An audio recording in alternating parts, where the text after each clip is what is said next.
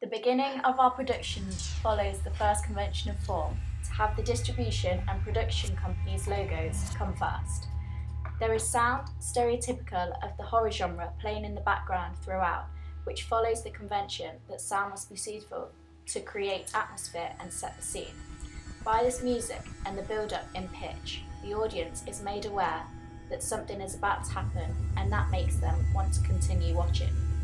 Also, this makes our opening scene gripping, as straight away the audience are enticed by the creepy and eerie connotations that the sound gives, making first impressions successful. If we were truly going to follow into the footsteps of being an independent production company, then we should have used music, which has opposite connotations to our genre, such as a jolly score. Using sound like this is called contrapuntal sound. An example of where this is used in a real-life text is in Clockwork Orange.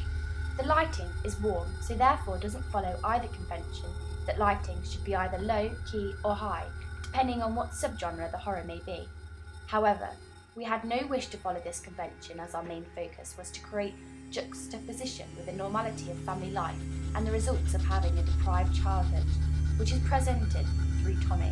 If we began our opening scene with extreme lighting, then this would mean our scene had no build-up, therefore not gripping the audience, and instead throwing them right into the action, which we very strongly didn't want to do, after the results of our questionnaire, which told us our audience prefers to watch a horror film for the suspense which it creates rather than the constant violence.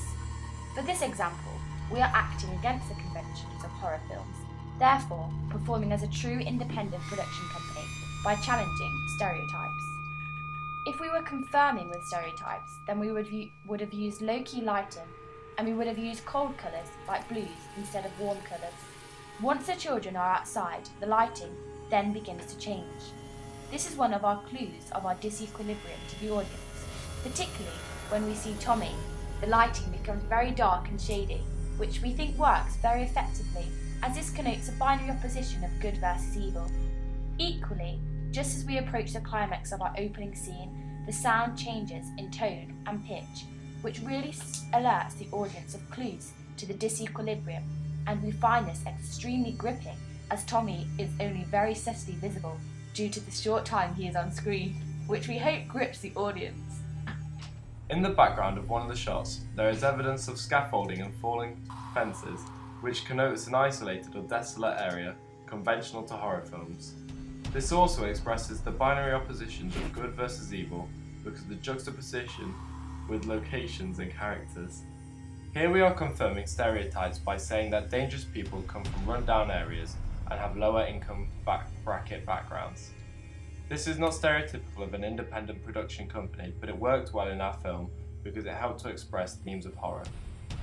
The contra zoom, together with the jump cuts, flashes and stabbing sounds, all follow conventions of a horror genre.